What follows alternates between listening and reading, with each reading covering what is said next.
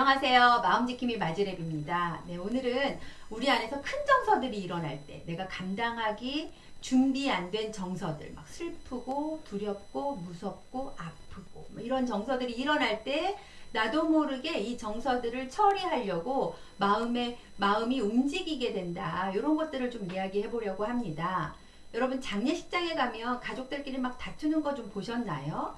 그게 의미하는 게 돌아가신 분이 나에게 굉장히 중요할수록 내가 굉장히 슬프잖아요. 못해드린 것도 후회가 되고 또 막 갑자기 준비 안 된 상태에서 이 엄청난 상실을 받아들여야 될 텐데 이게 굉장히 어려워요. 그래서 이 엄청난 큰 정서들이 사실 일어나고 있는 것도 잘 모를 때 이 정서를 처리하기 위해서 누군가를 비난하고 원망하는 일들이 아주 자연스럽게 일어나죠. 그래서 당신 때문에 우리 엄마가 얼마나 고생을 했는 줄 알아? 당신 때문에 돌아가신 분이 정말 힘든 인생을 살았어 라고 좀 탓하면 내 안에 큰 정서가 좀 처리된다는 착각을 하게 됩니다. 비슷한 일들이 어린아이 키울 때 어린아이가 아프잖아요.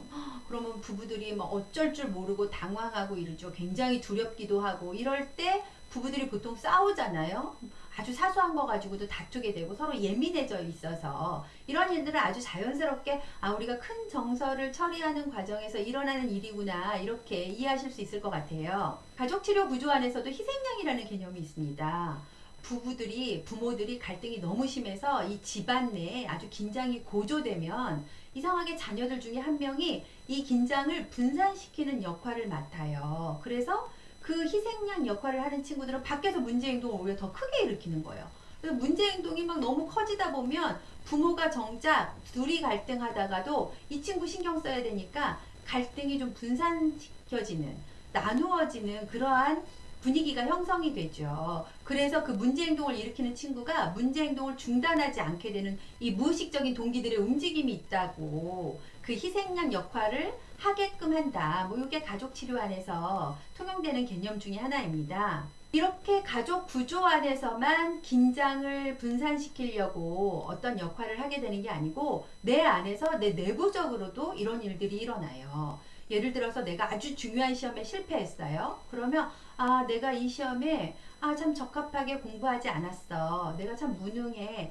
요 때는 내가 제대로 성실하게 하지 않았어. 요거보다는 어때요? 당장 면접관 탓하고 시험이 너무 이상했어. 나만 이상하다 그러는 게 아니라 다른 사람들도 너무 이상하다 그래. 이렇게 하면서 이 실패감을 좀 처리하는 과정을 겪죠. 또 누가 나를 거절하고 떠났어. 남친이 여친이 나를 거절하고 떠났으면 얼마나 아파요. 내가 거절당했다는 이 아픔들이 굉장히 클 텐데 그럴 때 그 사람이 떠난 이유가 뭐 때문이야 라고 탓하거나 걔가 이상한 애였어 뭐 이러면서 자연스럽게, 이건 우리가 아주 건강하게 내 안에 일어나는 정서들을 처리하는 여정이 될 수가 있을 텐데요. 이게 지나치면 이제 문제가 되죠. 여러분, 배우자가 외도했을 때 이상하게 외도한 배우자를 붙잡고 우리가 너 어떻게 그럴 수 있어? 네가 나쁜 놈이야, 나쁜 년이야 뭐 이렇게 하는 게 아니라 그 상대방을 막 찾아가서 머리끄댕이 잡고 네가 왜 내 남편을 내 아내를 꼬셨어 막 이러는 경우들이 있죠. 이것 역시 내 배우자한테 직접 내가 매력적이지 않아, 더 이상 난 너를 사랑하는 감정이 없어 이런 걸 확인하게 되는 게 너무 두려워서 이 감정을 처리하는 행동의 일환으로 상대방을 찾아갈 수 있을 것 같아요.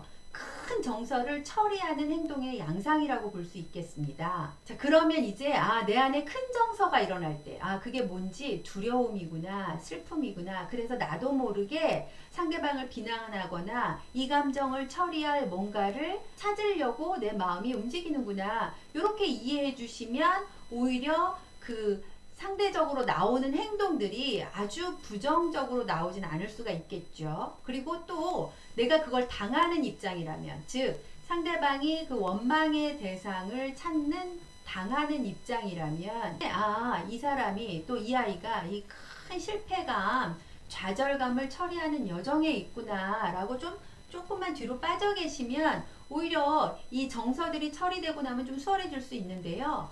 내 마음에 여유가 없어서 뭐 나 때문이라고 그러는 걸 보니 네가 잘 될 리가 없겠다, 네가 그따구로 하니까 그런 식의 결과를 얻지 막 이렇게 하면서 오히려 정서적으로 더 큰 싸움이 되죠. 그러면 시험에 실패한 아이, 또 승진에 좌절한 남편은 아, 내가 이 승진에서 좌절해서 뭐가 잘못됐으니 좀 어떻게 해보자. 이렇게 갖고 가는 게 아니고요. 맞아, 아내가 또 엄마가 이러니 이 모양이니 내가 잘 될 리가 없어라고 비본질의 원인을 귀속시켜서 결국 본인들이 나아지는 데는 도움이 안 되거든요. 너 사실 나 때문이라고 얘기하면서 네가 겪는 거절감, 실패감을 지금 처리하고 있는 중이야. 뭐 이렇게 얘기하기보다는 그래, 얼마나 힘들면, 얼마나 괴로우면 요렇게라도 탓을 하면서 넘어가고 싶겠니? 사실 엄마 탓이야. 뭐 당신 때문에 내가 실패했어. 뭐 이런 이야기를 직접적으로 받아주는 건 참 쉬운 일은 아니에요. 그래서 내가 좀 마음의 여유를 갖고 조금 넉넉하면 조금 기다렸다가 아이고 그래 네가 당신이 이런 과정을 거치고 있구나. 뭐 요렇게 좀 기다려 주시면 여러분의 관계도 더 파괴적으로 가지 않고 또 상대방도 시간이 지나면 이해받았구나. 뭐 이럴 때가 올 거 아니에요? 그러면 훨씬 더 성숙한 관계로 나아가서 여러분의 마음이 더 평안해지실 수 있을 것 같습니다. 오늘도 마음과 생각을 지켜서 평안하시길 바랍니다. 감사합니다.